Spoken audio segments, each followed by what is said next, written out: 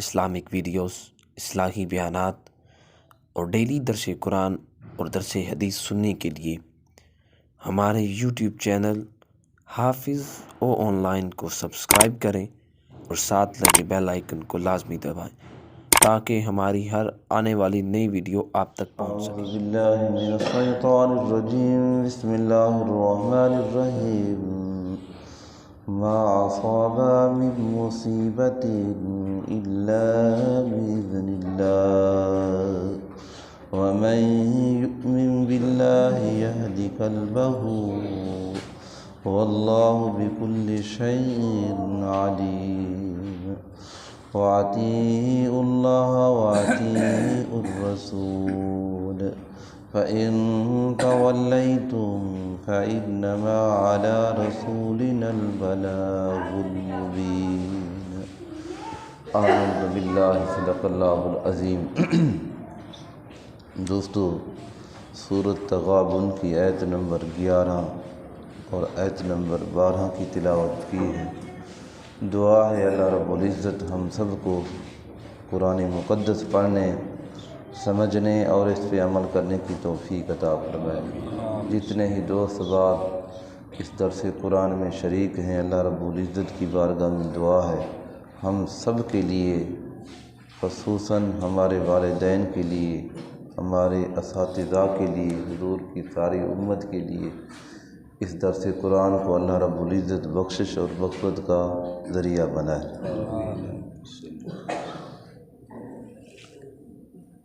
آج کے درس کے اندر اللہ پاک نے اس بات کا ذکر فرمایا کہ جو مصیبت، کوئی تکلیف، کوئی راحت پہنچے تو یہ اللہ کے حکم سے پہنچتی ہے، اللہ کے حکم کے بغیر نہیں پہنچتی۔ کفار مشرکین نے مسلمانوں پہ ایک اعتراض کیا، وہ کہنے لگے کہ اگر اس کو تبیان القرآن نے بیان فرمایا ہے، وہ کہنے لگے اگر مسلمانوں کا یہ دین سچا ہوتا تو پھر ان کے اوپر مصیبتیں نہ آتی۔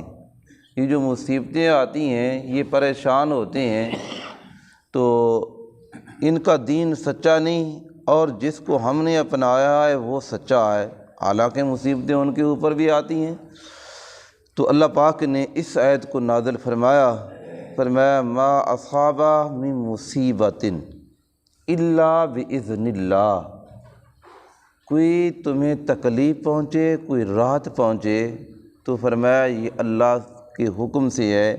ما اصاب نہیں پہنچتی، من مصیبت کوئی مصیبت، کوئی پریشانی، الا باذن اللہ مگر یہ اللہ کے حکم سے۔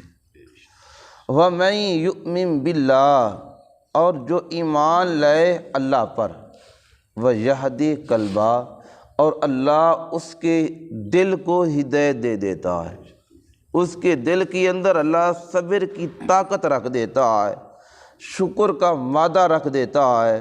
وَاللَّهُ بِكُلِّ شَيْءٍ عَلِيمٌ اور اللہ ہر چیز پہ قادر ہے، ہر چیز کو جاننے والا ہے۔ وَأَطِیعُوا اللَّهَ وَأَطِیعُوا الرَّسُولَ اور اللہ پاک نے فرمایا کہ وَأَطِیعُوا اللَّهَ اللہ کا حکم مانو، وَأَطِیعُوا الرَّسُولَ اور رسول کی اطاعت کرو، رسول کا حکم مانو۔ فَإِن تَوَلَّیْتُمْ بس اگر تم نے اپنا رخ بدل لیا، فَإِنَّمَا عَلَىٰ رَسُولِنَا الْبَلَاغُ الْمُبِینُ بس نہیں سوائے اس کے کہ ہمارا رسول واضح وضاحت فرمانے والے ہیں، وہ دین کی، اللہ کے احکام کی واضح فرمایا کہ بیان فرما دیا۔ ان کی یہ ذمہ داری نہیں کہ تمہارے اوپر وہ عمل کرائیں۔ تو میرے بھائیو، یہ لفظی معنی تھے۔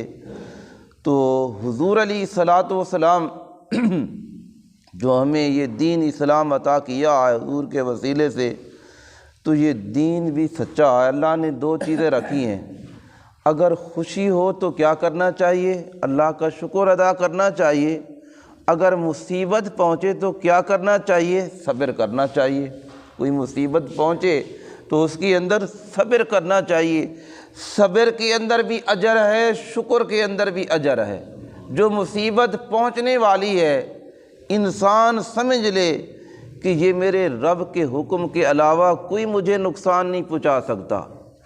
تو فرمایا اگر ہاں یہ بندہ مومن کی اپنی محبت ہے، وہ اچھائی کو رب کی طرف منسوب کرے، اور جو اس کو تکلیف پہنچے وہ کہے کہ یہ میرے نفس کی وجہ سے ہے، میں اس کو اپنے رب کے ساتھ منسوب نہیں کرتا، یہ اس کی محبت ہے۔ لیکن کوئی بھی مصیبت ہو، کوئی تکلیف ہو، اللہ پاک فرما رہا ہے الا باذن اللہ، اللہ کے حکم سے کبھی نہیں پہنچ سکتی، کوئی تکلیف نہیں پہنچ سکتی۔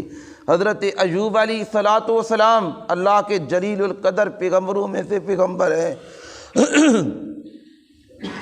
تو آپ کو یہ تکلیف پہنچی، آپ کا سارا جسم مبارک گل گیا، اور آپ کے جسم کے اندر وہ کیڑے پڑ گئے، جو کیڑا آپ کے جسم سے وہ زمین پہ گرتا ہے اسے آپ اٹھا کے پھر رکھ دیتے ہیں۔ تو اللہ پاک نے فرمایا ایوب آپ سے پہلے کئی میرے پیغمبروں نے، رسولوں نے یہ کہا اس مصیبت کو ہمارے پاس بھیج، ان کو نہیں بلکہ آپ کو عطا کی ہے۔ فرمایا اس کے اندر اجر کتنا ہے؟ جو کیڑا آپ کے جسم کے اوپر پڑا ہے، فرمایا وہ میرا ذکر کرتا ہے، جتنے آپ کے جسم کے اندر ہیں فرمایا وہ میرا ذکر کرتے ہیں، ان کا ثواب آپ کے نامہ اعمال کے اندر لکھا جاتا ہے۔ اور تا قیامت تک کے لیے حضرت ایوب علیہ الصلوۃ والسلام کی یہ مثالیں دی جائیں گی۔ تو میرے بھائیوں، کیا اللہ کی نیک بندوں کے اوپر مصیبت پہنچنا ان کے اعمال کے سبب سے نہیں تھی، بلکہ ان کے درجات اللہ پاک بلند کرتا ہے۔ کسی نیک بندے کو یہ کبھی خیال نہیں کرنا، اللہ کے برگزیدہ انبیاء جس کا ذکر اللہ کا قرآن کرتا ہے، وَيَقْتُلُونَ النَّبِيِّينَ بِغَيْرِ الْحَقِّ، اللہ پاک نے فرمایا نبیوں کو ناحق قتل کیا گیا۔ تو کیا اللہ کے پیغمبروں نے کچھ معاذ اللہ کے کچھ کیا تھا؟ نہیں، بلکہ ان کے درجات اللہ پاک بلند کر رہا ہے۔ فرمایا نیک بندوں کے اوپر اگر مصیبت پہنچے تو وجہ یہ ہوتی ہے کہ ان کے درجے بلند کیے جاتے ہیں۔ فرمایا اگر گناہ گاروں کے اوپر کوئی مصیبت پہنچے، تکلیف پہنچے، تو فرمایا ان کے گناہ اللہ پاک مٹا دیتا ہے۔ حضور علیہ الصلوۃ والسلام نے فرمایا کہ جس کو صرف ایک رات بخار چڑھ جائے، ایک رات کسی مسلمان کو، تو فرمایا ایک رات کے بخار کا ثواب کتنا ہے؟ فرمایا سال بھر کے اللہ نے تمہارے گناہوں کو معاف کر دیا۔ کبھی شکوہ نہیں لانا کہ ہاں کہ میرے اوپر یہ تکلیف پہنچی ہے۔ تو فرمایا اللہ کی مصیبت پر صبر کرنا ہے، اور اللہ اگر کچھ چیز عطا کرے تو اس کے اوپر شکر کرنا ہے۔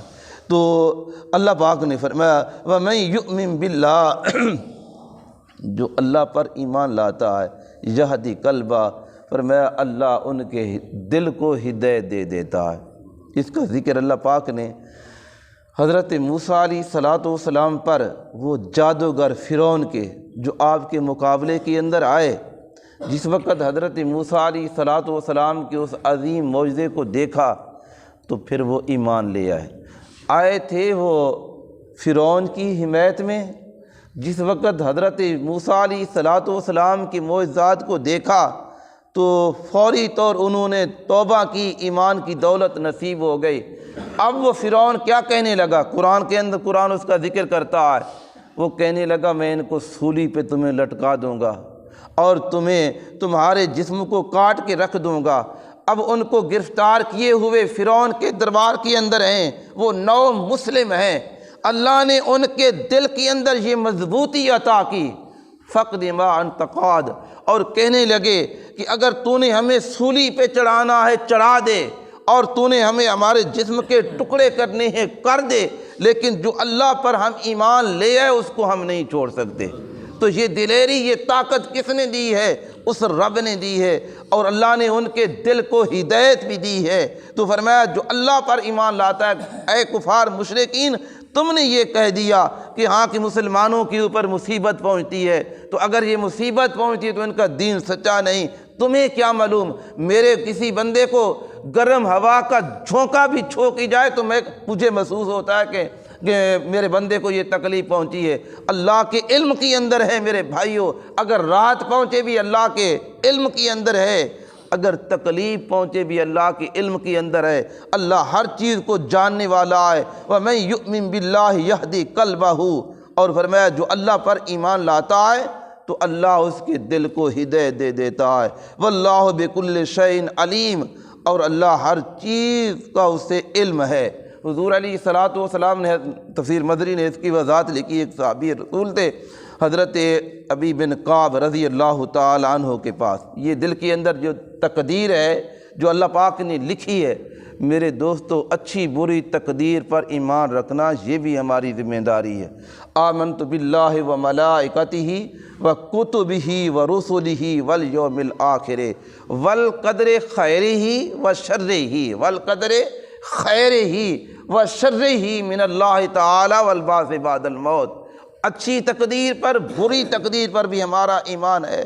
تو حضرت ابی بن کعب رضی اللہ تعالیٰ عنہ کے پاس ایک شخص آیا، اس نے کہا کہ میرے ذہن کے اندر تقدیر کے بارے میں کچھ شبہات پیدا ہوئے ہیں، آپ حضور علیہ الصلوۃ والسلام کا مجھے فرمان سنائیں تاکہ میرا دل مضبوط ہو جائے۔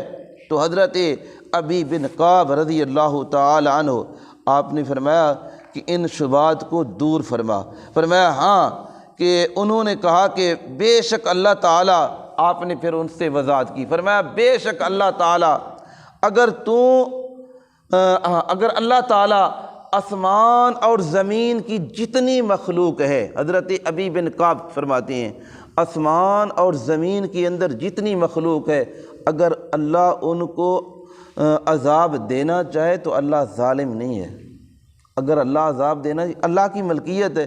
ہم کبھی دیکھتے ہیں جب گاؤں کے اندر مال مویشی ہوتے، گندم کا فصل کھڑی ہوتی، ضرورت پڑتی تو پھر جو گھر کے سربراہ ہیں وہ کہتے کہ اسی کو کاٹ کے ڈالیں، حالانکہ وہ اس مقصد کے لیے وہی نہیں تھی۔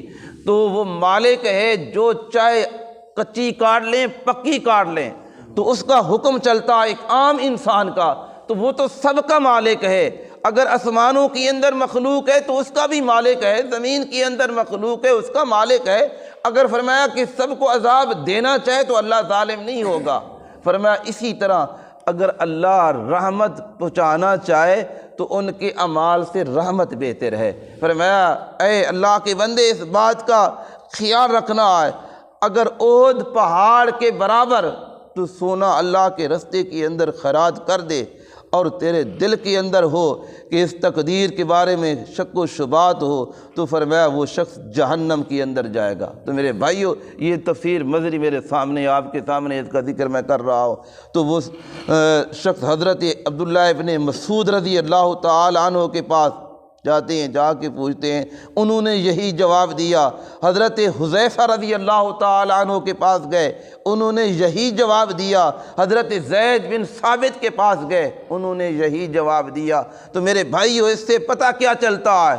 اگر مصیبت پہنچے تو یہ بھی اللہ کی طرف سے ہے، اور پھر دل کے اندر زبان پہ شکوہ نہیں لانا چاہیے، اللہ اگر تو اس کی اندر راضی ہے تو تیرا بندہ اس کی اندر راضی ہے۔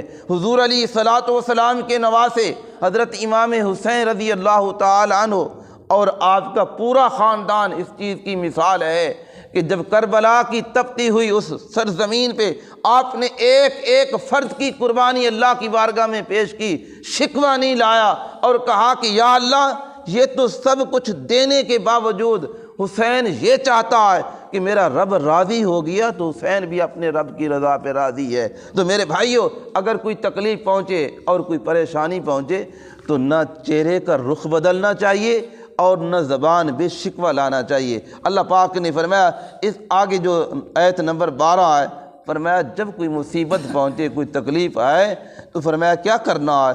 وَأَطِیعُوا اللَّهَ، بس اللہ کی اطاعت کے اندر مشغول ہو جانا ہے، اللہ کے احکام کے اندر۔ جب اللہ کے احکام کے اندر تم مصروف ہو جاؤ گے، وَأَطِیعُوا الرَّسُولَ، اور اپنے رسول کی اطاعت کے اندر، جب حضور کی محبت تمہیں مل گئی، اللہ کے احکام تمہیں مل گئے، اللہ کا حکم مل گیا، ساری مصیبتیں کچھ نہیں بگاڑ سکتی۔ حضرت ابراہیم علیہ الصلوۃ والسلام، ایک زمانہ ایسا ہے کہ پوری روح زمین پر سارا کفر ہے، حضرت ابراہیم اکیلے کھڑے ہیں، اللہ کے احکام کو بجا لانے کے لیے اکیلے کھڑے ہیں، اور کہا کہ اللہ جو حکم تیرا ہے میں نے اس کے مطابق کرنا ہے۔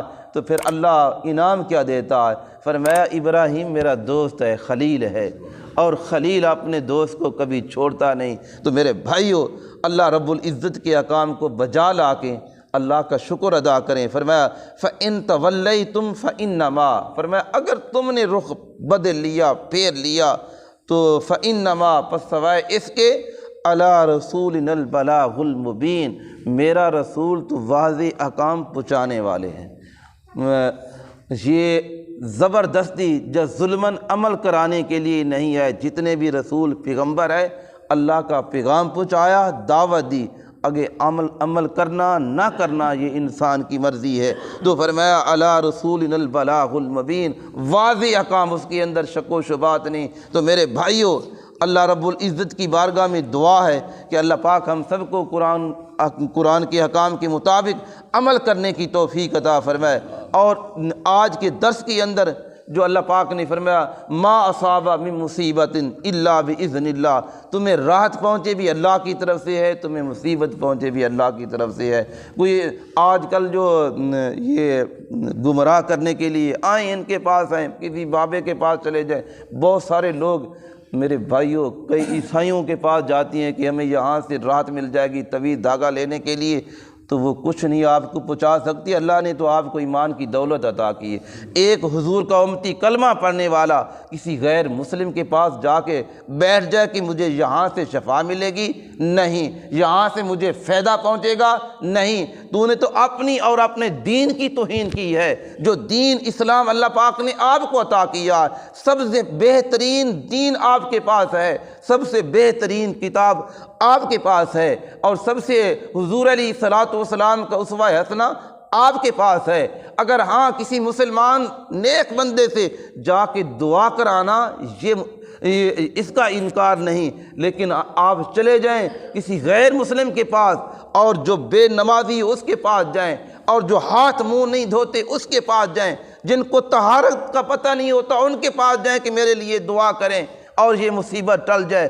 دوستو، وہ تو اپنے آپ کو کچھ نہیں سنوار سکتے، آپ کو وہ کیا دے سکتے ہیں؟